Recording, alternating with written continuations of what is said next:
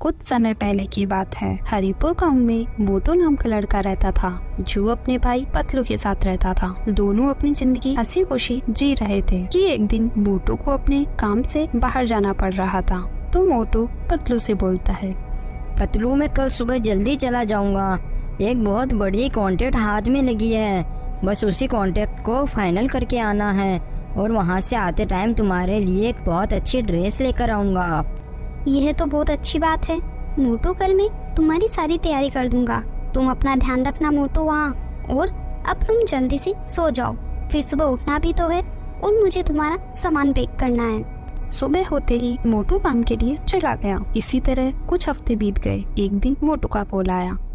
Hello Patlu, सुनो, मैं आज शाम तक घर पहुँच जाऊंगा। ठीक है मोटू, ध्यान से आना और हो सके तो रात होने से पहले आ जाना, क्योंकि रात को बाहर निकलना ठीक नहीं है, क्योंकि बाहर चुड़ैल बहुत घूमते हैं। किसी की भी नजर तुम्हारे ऊपर पड़ गई तो अपने लेने के देने पड़ जाएंगे।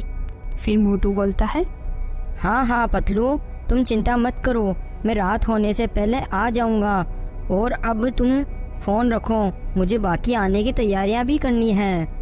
फिर मोटू जिस होटल में ठहरा था वो वहाँ से निकल जाता है, लेकिन उसके बैग में एक हरा धागा फंस जाता है। फिर मोटू जब रास्ते में आ रहा होता है तो उसे रास्ते में कहीं से गाने की आवाज आती है। तो मोटू खुद से बोलता है, अरे यह कौन सी आवाज आ रही है, लगता है मेरे कान बज रहे हैं। छोड़ मोटू, जल्दी घर चल, देर हो रही है। फिर मोटू घर पहुँच जाता है। तो पतलू बोलता है, मोटू तुम रात को जल्दी से घर आ जाया करो, क्योंकि रात में भूत और चुड़ैल घूमते हैं। और लेकिन तुम हो कि मेरी सुनते ही नहीं हो, तुमको हर बात मेरी मजाक ही लगती है। अरे ठीक है भाई पतलू, अब तुम मुझे माफ कर दो, आगे से जल्दी आ जाऊंगा। और अब मैं इतने दिनों बाद आया हूँ, फिर भी तुम मुझे ऐसे डांट रहे हो। दोनों खाना खा पीकर सो जाते हैं। रात को मोटू को सपना आता है कि उसके सामने एक चुड़ैल खड़ी है और वो उसे मारना चाहती है। फिर अगले दिन सुबह मोटू अपने ऑफिस चला जाता है। पूरा दिन काम करने के बाद मोटू अपने ऑफिस में काम करने वाली राजू से बोलता है, ठीक है राजू, मैं घर जा रहा हूँ और तुम भी ऑफिस बंद करके घर चले जाना। यह बोलकर मोटू अपने घर के लिए निकल गया, लेकिन राजू ने देखा कि मोटू का बैग तो यहीं रह गया। फिर राजू ऑफिस की ताला लगाकर मोटू को उसका बैग देने के लिए निकल जाता है। रास्ते में राजू को एक औरत गाना गाते हुए दिखाई देती है। जैसे ही राजू के पास जाता है तो वो बोलती है, अरे सुनो, क्या आप बता सकते हैं मैं कैसा गाना गाती हूँ? अरे तुम कौन हो? घर जाओ, इतनी रात को तुम्हारा यहाँ रहना सही नहीं है। तुमसे जितना पूछा है तुम बस मुझे उतना बताओ, फालतू के ज्ञान मत दो। अरे तुम क्या पागल हो क्या? घर जाओ ना, इतनी रात को यहाँ क्या कर रही हो? और मुझे भी यहाँ फालतू रोक रखी हो। घर जाओ और मुझे भी जाने दो। राजू की यह बात सुनकर वह औरत एक चुड़ैल में बदल गई और उसने झट से राजू की जेब खींच ली और वहाँ से गायब हो गई। और राजू बेचारा वहीं जमीन पर गिर गया। उधर मोटू खाना खाकर घर के बाहर घूम रहा होता है तो उसे गाने की आवाज आई और एक औरत उसके सामने आई और बोली, सुनो, क्या तुम मुझे बता सकते हो मैं कैसा गाती हूँ? फिर मोटू बोलता है, कौन हो तुम? मेरे पीछे क्यों पड़ी हो? मैं उस दिन जब घर जा रहा था तो तुम ही गाना गा रही थी ना। मैंने तुमसे जितना पूछा है केवल उसी का जवाब दो। देखो बहन, मुझे कुछ समझ नहीं आ रहा तुम कैसा गाती हो।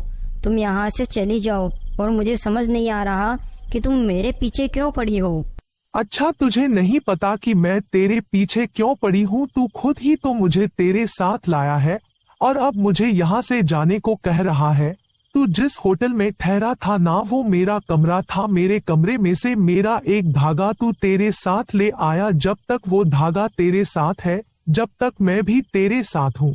इतना बोलकर वो औरत वहाँ से चली गई। लेकिन मोटू को कुछ समझ नहीं आ रहा था कि वो कौन सा धागा अपने साथ ले आया। फिर मोटू को याद आया कि उसका बैग तो ऑफिस में ही रह गया था। तो मोटू ने राजू के घर कॉल किया तो राजू की पत्नी बोलती है, भाई साहब जब यहाँ घर आ रहे थे पता नहीं किसने इनकी जीप काट दी। यह कुछ बोल नहीं पा रहे, इनको तो पड़ोस के रामू काका घर लेकर आए थे। फिर मोटू जल्दी से राजू के घर गया। उसने देखा कि राजू की तो पूरी जीप कटी हुई है। फिर मोटू अपने बैग को देखा तो उसमें एक हरा धागा फंसा हुआ था। तो मोटू बोलता है, तो इसका मतलब यह धागा मेरे साथ आ गया, इस वजह से वो चुड़ैल मेरे साथ आई है। फिर मोटू जल्दी से उस बैग को लेकर निकल जाता है और सारी बात पतलू को बता देता है। तो पतलू एक तांत्रिक को फोन करता है और अपने घर बुला लेता है और तांत्रिक को सारी बात बता देता है। तो तांत्रिक वो धागा अपने हाथ में लेकर कुछ मंत्र पढ़ने लगता है। तभी वो चुड़ैल वहाँ आ जाती है। तो तांत्रिक अपनी शक्ति से उस धागे को जला देता है। तो चुड़ैल भी धागे के साथ जलने लगती है और चुड़ैल जलकर भस्म हो जाती है। Thanks for watching.